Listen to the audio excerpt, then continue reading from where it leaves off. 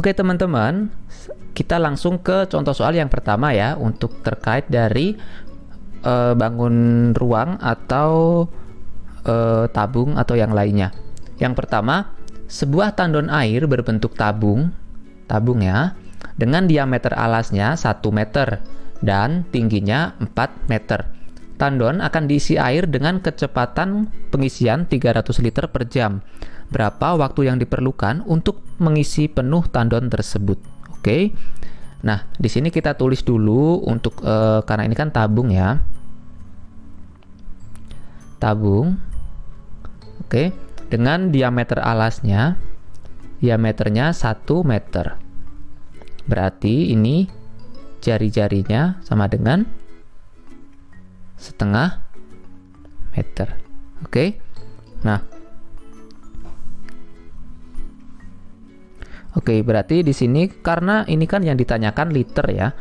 Tadi kan liter ya. Ini untuk kecepatan pengisiannya liter. Kita harus tahu terlebih dahulu bahwa di sini liter itu sama dengan desimeter pangkat 3. Jadi kita misalkan saya tulis di sini ya.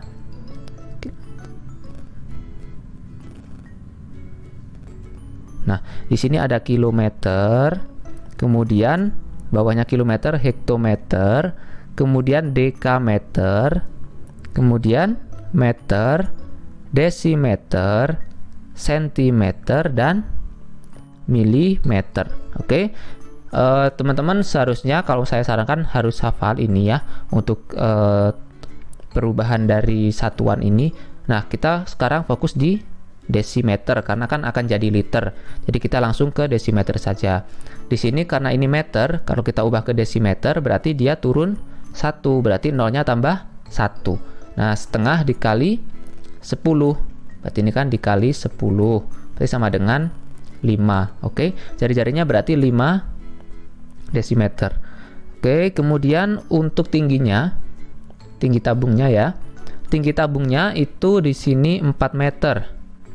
4 meter berarti jadi berapa? 40 desimeter. Oke.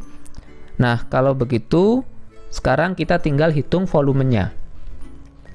Rumus volume tabung itu ingat, kalau misalkan teman-teman ada bentuk soalnya itu tabung atau limas, atau prisma, itu pasti cara mencari luasnya itu luas alas dikali tingginya. Berarti luas alas dikali tingginya. Ini tingginya, ini luas alasnya ya. Oke, berarti luas alas itu apa? Pi seperti apa ya dikali R kuadrat ini. Kemudian dikali tingginya tombol subscribe, like dan komen. Pi-nya di sini kita pakai 3,14. Video terbaru kemudian dikali jari-jarinya 5 ya, 5 kuadrat dikali tingginya 40. Oke, berarti ini 3,14 dikali 5 kuadrat 25, kemudian dikali dengan tingginya 40. Nah, kemudian kita hitung di sini menjadi 3,1425 dikali 40 berapa? 1000. Oke, berarti di sini 3,14 dikali 1000. Ini kan untuk kalau misalkan dikali 1000 berarti bundurnya 3 ya, komanya 1, 2, 3. Berarti ini ada 01. 3140, berarti 3140 liter. Itu untuk volume atau isi dari tabung tersebut. Nah, sekarang yang dicari kan waktunya, sedangkan kecepatan pengisiannya 300 liter per jam. Bagaimana caranya untuk mencari waktu yang diperlukan? Kita tinggal bagi saja 3140 dibagi 300 untuk kecepatannya. Dapatnya berapa? 10 ya. 3000 bagi 300 kan dapat 10. Sisanya 140 per 300. Kita sederhanakan. Coret-coret. Kemudian kita bagi 2. Dibagi 2 ini 15. Dibagi 2 ini 7. Nah, berarti ini 10. 7 per 15 apa? Jam. Sedangkan di sini yang ditanyakan jam dan menit. Berarti ini sisanya ini kita ubah ke menit. 7 per 15 diubah ke menit berarti dikali 60, karena jam diubah ke menit ya, berarti dikali 60, dikali 60. Ini kita bagi jadi berapa? Kita bagi 15, dapat 1, bagi 15 dapat 4, berarti 7, di sisi atas ya. Nah, kemudian berarti ini 7 dikali 4, hasilnya 28. Berarti total waktunya itu 10 jam 28 menit. Oke. Jadi total waktunya 10 jam 28 menit yang C. Oke, jadi yang perlu diingat-ingat pertama adalah rumus untuk mencari volumenya, kemudian tinggal dibagi untuk kecepatan pengisiannya. Oke. Untuk merubah ini sesuai dengan poin yang tersedia. Kalau misalkan tersedianya sudah dalam jam dan menit, berarti teman-teman harus rubah nanti sisanya ke dalam menit. Caranya seperti ini ya. Oke, kita lanjut ke contoh yang kedua. Untuk yang kedua, sebuah bak mandi berbentuk prisma dengan alas persegi. Panjang sisi alasnya 50 cm, tingginya 150 cm. Baknya akan diisi air dengan kecepatan 300 liter per jam. Berapakah waktu yang diperlukan untuk pengisian? Oke, di sini bentuknya prisma alas persegi. Prisma itu kan bentuknya seperti ini ya.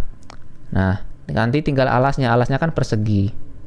Seperti ini. Nah, berarti ini tuh sebenarnya seperti balok. Jadi ini sama seperti balok, cuman memang di sini disebutkannya prisma alas persegi. Cara mencari luasnya sama, itu luas alas dikali tinggi. Kita di sini tulis dulu untuk alasnya ini 50 cm. Ini 50 ya sini. Nah, 50 cm kita jadikan apa tadi? Desimeter. Berarti 50 cm itu kalau cm ke desi kan naik ya, naik 1, berarti ini dikalikan 10. Dibagi 10, berarti hasilnya 5. Oke.